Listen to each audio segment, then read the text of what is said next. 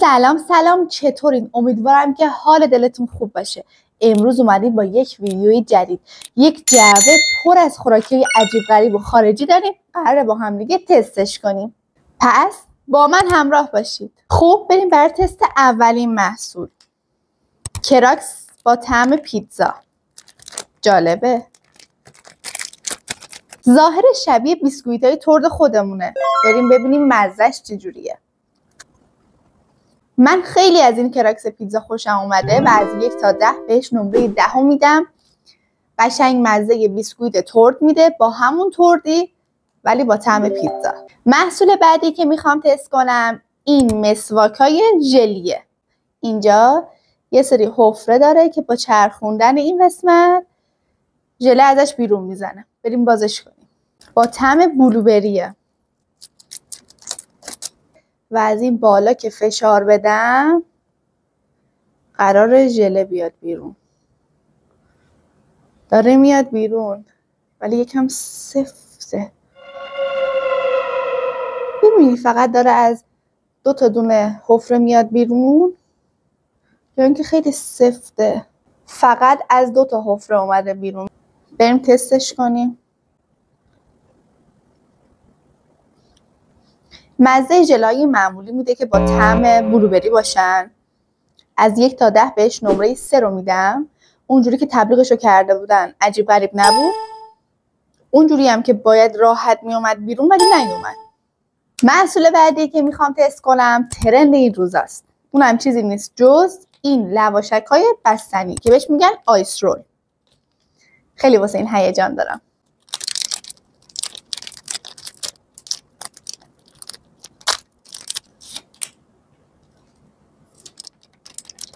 قشنگ شبیه لواشکه. اوکی. بوی لواشک هم میده. من حس میکردم بوی لواشک نده. اینی که من گرفتم 3 تا رنگ داره. چیزی که تو ویدیوهاش دیده بودم گفته بود اینو در بیارین بعد روش بستنی رو بذارین. خب من اینو قشنگ در میارم. دوست دارم قبلش یه تستم بکنم.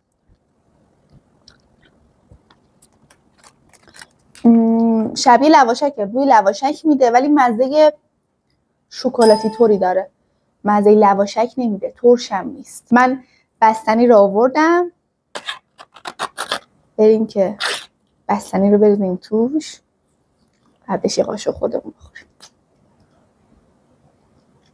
عاشق بستنی شکلاتی هم. واو. خب anyway من یه قاشق گرفتم. اینجا میذارمش.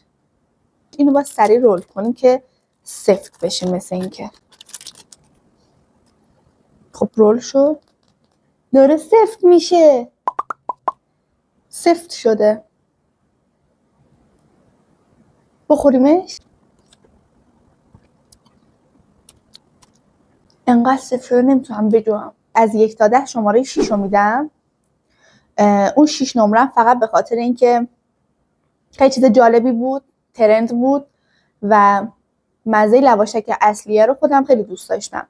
ولی وقتی بستنی بهش زدم و سفت شده مثل اون ویدیوهایی که تو تیک تاک دیدیم صدا نداده که بخواد شبیه یه چیپس بشکنه و بخوریمش. خیلی سفت شده. حتی دندونم هم نمیگرفت که اینو بجوام. محصول بعدی که میخوام تست کنم اسنک با طعم میگو. یکم واسه این ذوق دارم چون خودم میگو دوست دارم. بوی خوبی نمیده. ظاهرش ساده است. خوشمزه است.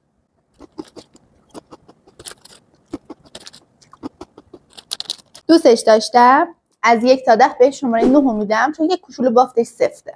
محصول آخری که میخوام تست کنم واسه خودم خیلی جالب بود. از این بابلگامایی هستش که جرقه‌ای هستن. یعنی آدامس جرقه‌ای. ما بچه بودیم آبنبات جرقه‌ای داشتیم تو دوره خودمون. در 80 ها اعلام حضور کنید. منتها آدامسشو من ندیده بودم. شاید داشتیم.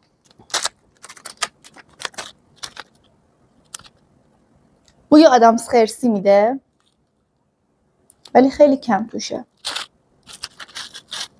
یکم دستم چرا جرقه نمیده. شروع شد. آدم شده وقتی که گازش میزنم جرقه های ریز ریزی تو حلقم حس میکنم. بامزه بود. از 1 تا 10 به شماره 4 رو میدم چون روش نوشته بابلگام، یعنی آدامس بادکنکی. اصلا قابل باد شدن نبود. من نصفشو خوردم. یک آدامس اندازه نخود بهم تحویل داد. جرقه هم که خیلی کم داشت، در صورتی که این پشت رو زبون این آقای داره جرقه نشون میده. نظر من بود. اگه شما خوردین نظرتون رو کامنت کنین برام. آخرین محصولی که میخوام تست کنم این آدامسای با طعم کوکان، شبیه قوطیای کوکا، بالاش جا داره که بازش کنیم. میبینی توش فکر میکنم یه 10-15 تای آدامس هست. منتها آدامسای، یادتونه ما تو داروخونه میرفتیم بچه ترکه بودیم، یه ظرفای مستطیل شکلی بود و توش آدامسای رنگی رنگی داشت، مکعبی بود، مربعی بود. نمیدونم یادتون میاد یا نه. این مدلیه. من قشنگ یادمه اینا رو. حالا اینا قراره با طعم کوکا باشن، ولی خب آدامسای کوچولو قطعا حجم کوچیک‌تری به من میده. من 2 تاشو تست میکنم. یکی سبز، یکی نارنجی. مزه هر 2 تاش یکیه. قشنگ مزه نوشابه میده ولی نه کوکا. شاید مزه فانتا میده. خیلی جالب بود. بیشتر تو جیبی و تو کیفی و اینا هست چون حجمش خیلی کوچیکه و خیلی بسته‌بندی جالبی داره. حتی شما میتونید بعد از اینکه این آدامسای داخلش هم تموم شد، از این محفظه‌ای که جا داشت آدامسای دل بخواه خودتون رو بریزین توش. از 1 تا 10 به شماره 8 رو میدم چون اصلا مزه کوکا نمیداد. امیدوارم که از این ویدیو خوشتون اومده باشه. 6 تا از محصولاتی که ترند هستن این روزا رو با هم دیگه تست کردیم. اگر شما تست کردین و نظرتون با من موافق نبود یا موافق بودین، خوشحال میشم نظرتون رو کامنت کنین و دوست دارین دیگه چه سبک ویدیوهایی براتون درست کنم. منتظر پیاماتون هستم. راستی اگر از این چنل من خوشتون اومده ویدیوهای قبلی منو حتما ببینین. امیدوارم که خوشتون بیاد. دیگه همین. زودی میبینمتون.